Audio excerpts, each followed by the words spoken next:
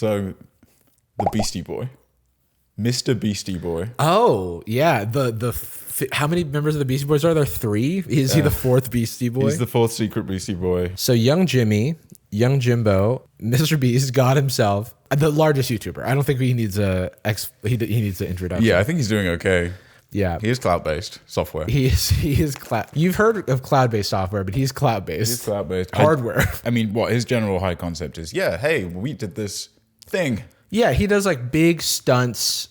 There's like a philanthropy bent. There's also a sort of just giving a lot of money away in general. There's like a financial bent because it's like his first video was he gave away $10,000 that he got from a brand deal, and then he just kept sort of repeating that process. And it kept getting bigger and bigger. It's kind of like where somebody takes like a pin and they trade it for a house, you know, except for he traded it for $1 billion identity. He's $1 billion man. Having an industry, basically. Yeah, $1 billion industries, because he's got everything. He's got the content, he's got the philanthropy, he's got the restaurants. A burger. Yeah, he's got MrBeast bars, the chocolate. Oh, yeah. Yeah. So he's all over the place. But he, a couple of weeks ago at time of recording, I think a week ago or so, he released a video in which he pays for 1,000 people across the globe, a couple hundred in the US, I believe, and then kind of spread out across the globe, a good click in Africa as well. He pays for a production-wise, on the side of healthcare, very cheap cataract surgery, 10-minute cataract surgery to effectively cure blindness for 1,000 people, or at least extremely limited vision. Very quick surgery, very simple. And in essence, what it was to a lot of people, ourselves included, is a critique of the lack of healthcare support globally. Yeah. Either medical availability in some countries and regions, right, and then more like critically in the US, it's all entirely available but completely unaffordable. Right, because you're watching that and you're going, wait, there's how many people? Like the fact that he chose 1,000 is a huge number. Yeah, and the procedure is, I believe, in the realm of about $3,000 an eye, up to $7,500 an eye. Okay, so completely inaccessible to huge swaths of people. Yeah, exactly. And I don't know how, insurance plays into that, and not everybody has access to insurance. And in America especially, a lot of times insurance is connected to your job. So it's just there's a lot of critique that can be made of the healthcare systems in America and elsewhere.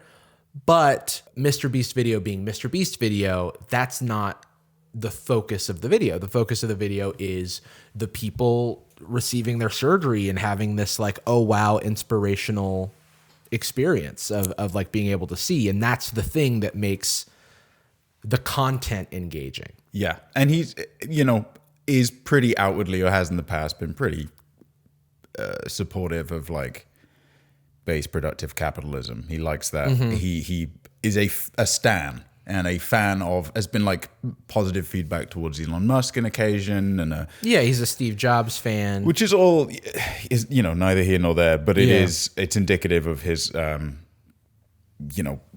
engagement with capitalism and endorsement, or at least endorsement to a generation of people that are watching his content non-critically. Yeah, and I just don't think he's like a particularly political guy, so I think he sees the world the way it sees it intuitively. I think the philanthropic element, though, it is, this video is, I'm sure, like financially a net positive for the business, especially as far as exposure and growth goes. Yeah. I do think it's sincere. I don't think it was a cynical thing. And even if it was the most cynical thing in the world, I'm glad 1,000 people can see. Right. I think it's interesting because MrBeast... Oh, but we said the critique that people are making is similar to ours, in that there is this systemic problem that should maybe be more focus of the content. Right. A la, hey, it's crazy that I need to do this, considering, which does not come up. Well, I think that, so there was a big viral Twitter thread where someone said, hey, this feels demonic. Yeah. I think that where that person is coming from is, this rich person is doing this good thing. It feels like it's making these like less fortunate people like dance for healthcare and stuff, and it's like rubbing them the wrong way. And I think that is, I don't want to invalidate that way of reading the situation, but it is born out of the systemic inequalities and the like healthcare system as it exists, and like the types of people that are like prevented, they're paywalled from care that is a necessity, essentially, to like to live life to their fullest potential. Because literally it's like a video game where it's like you don't have access to seeing, right? Like, and it's like that's, there's a level cap. There's a level cap, and it's like the reason is you've got a microtransaction, which is the inexpensive healthcare thing, and that feels like a problem, and it is a problem. There are people who disagree with any sort of performative giving and performative charity. I think cosmetic altruism, right? Yeah, Reading where it's something like it's that. being done in public and it's being done for content. But like you said, it's a net positive for the business. I think that MrBeast would argue that it like loses a lot of money for him to do, which I don't deny. But when we say net positive, we mean the flywheel of MrBeast's thing. It's like he loses money on every video, but it allows him to keep the flywheel going and keep growing. So it's like a loss leader. You know what I mean? And he has huge archive earnings, right? These videos don't tend to slow down that much. Yeah, but you know, he seems like the type, and I will take him at face value here, that like if he says he's losing money on videos, I don't have a reason to say that that's false. But also, if he was losing money on everything he was doing, then he wouldn't be able to run his business. So clearly something is keeping things running. I mean, what's demonic about it most broadly is it's a shame that there's not more of an active critique of capitalism, which, to his credit, he later did acknowledge in a very apolitical way that I think it's a shame sometimes when such significant platforms don't. You know, there's a weird comparison to make, but it's almost a Obama lib complacency era type thing where the Obama administration was celebrated for being so progressive, but ultimately couldn't have been more compromisey or more acknowledgement based, more just, here are the things we believe. I mean, of course, fully socialized healthcare is crazy and it wouldn't work, but we can give you this rebranded equivalent that still fits within it. Yeah, and I mean, it's like, I don't like know the answers, obviously, and like, for example, like Obamacare is something that, you know, all the like Republicans and stuff demonized and treated as like the worst thing in the world, and then the second that they tried to get rid of it, couldn't, because of how popular it was. And I do think it's like, I think it's a valid criticism of MrBeast to ask more of him. He is at the size and scale that he has the resources to have more of a messaging in it. Even if he wanted to keep it apolitical, he could have included that statement that he made on Twitter in the video itself. It's in the subtext of the video, but also I think that it's fair for people to ask for more from him. I mean, because with great power, great responsibility. Exactly. Right? And with imbalanced power, like no portion of the population should be able to have such a disproportional amount of wealth. Yeah, it's wild. I noticed too, the people that would still, after he acknowledged it, still defending, usually just have a lack of imagination, are unable to like conceive. They treat charity like this innate thing that exists in nature, as though like the capitalist system is just born in our bones, as opposed to, you know, I'd say this partially as, you know, a filthy immigrant myself. You are.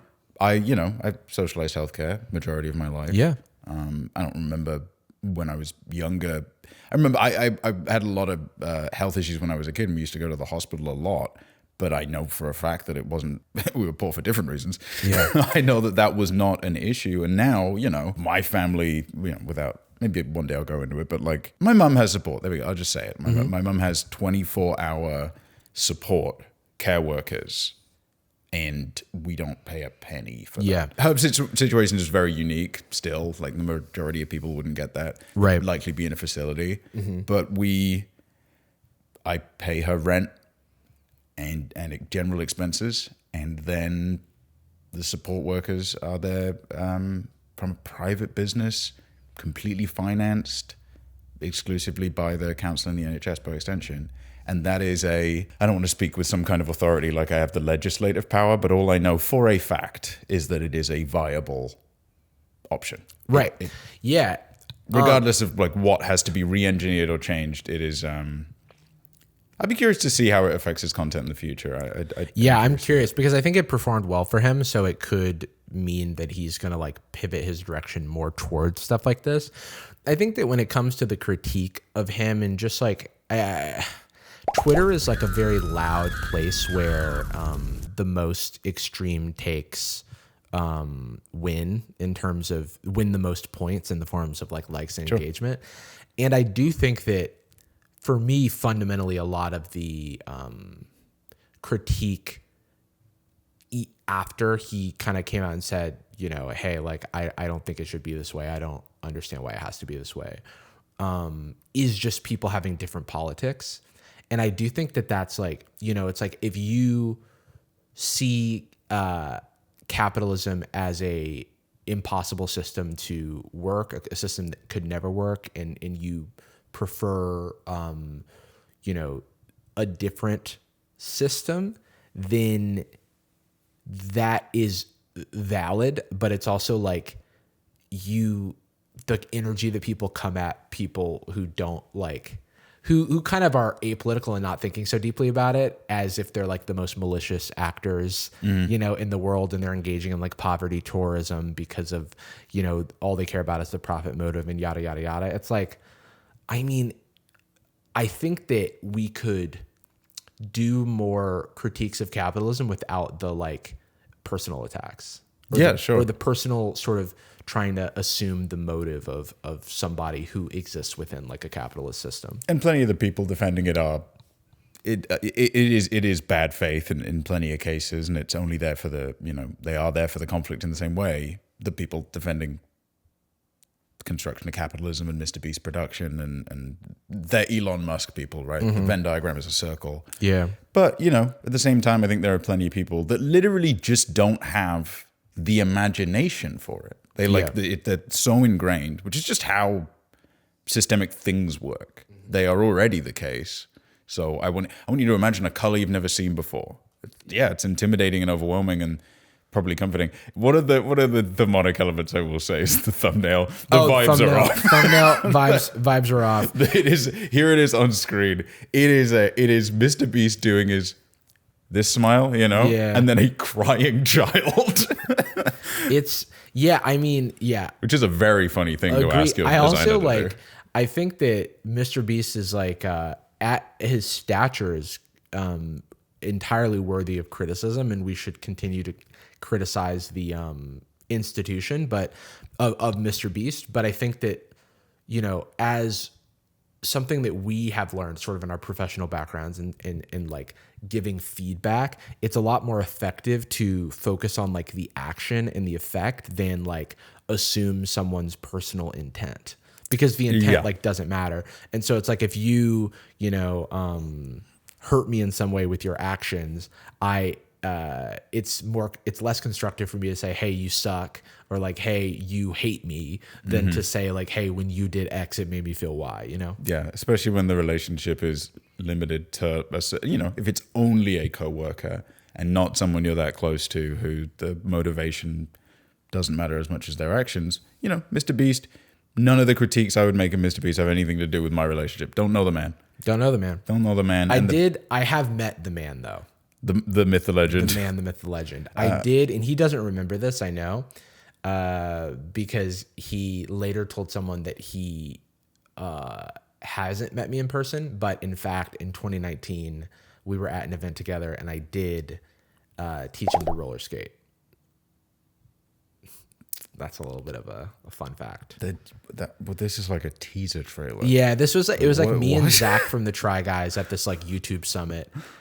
At a roller rink. I still have the YouTube branded roller skates from this event. Of course. And signed by MrBeast. Yeah, and we were like on either side of MrBeast helping him roller skate in a roller rink. So this is like, it's almost like a setup for in like a disaster movie where it's a flashback and Jimmy is learning to skate, and then it's like, we need to get away from the earthquake. And he's like, I have just the move. But I do want to acknowledge that it is very respectable that he had that initial I see. Like a defensive initial reaction, to then review the feedback and have another reaction that like was very admirable. I'm taking on the feedback. Yeah. That's just a rare thing for human beings to do. The guy is obsessed with learning. So I do think that like him learning about the socioeconomic, conditions that like cause people to react to his content in a certain way. I don't think it's like going to take him that long to understand that. Yeah. But and maybe some people would criticize us for giving him too much credit or like not going hard enough on him. But I'm also like, he's pretty young. He's like 24. And I genuinely did not think about the world at large until I was like 25. Yeah. And I think that that's a weird thing about our jobs is that we have all of this reach and influence. But we shouldn't. Like, there's nothing that like makes us like more entitled to someone's attention than anyone else. We just have it, and we need to be responsible with it, or we want to be responsible with it because of who we are as people. Well, like Peter Parker didn't make the spider. You know what I mean? It just found him and then like, oh, unfortunately. But it's not against the law to like not be a good influence. Yeah, for sure. Yeah. But yeah, no, very worthy critique. I made the same. The demonic element is certainly there. And even on that thread, the guy making that critique was like, this is just more about how uncomfortable it is or how shaky it makes me feel. But yeah, I don't know. I really just wanted to give a endorsement of his. I wouldn't even, it's not an apology, an endorsement of his acknowledgement of the critique. Well, it's like credit where credit is due. Yeah, the person making that thread was like, this is just how I feel. It's not that deep, I think, or something like that. And it is interesting that some people are like, well, you shouldn't have even said anything if you were going to come at him like this. And I'm like, well, this person kind of identified a very unformed thought. You know, they tweeted like this, I can't explain why, but it makes me feel weird. And then the discussion was like people trying to explain why. But other people are like, you shouldn't have even said this. And I'm like, I think that it's Twitter, and I think you're allowed to just say things. Yeah. A democratic socialist that supports free healthcare.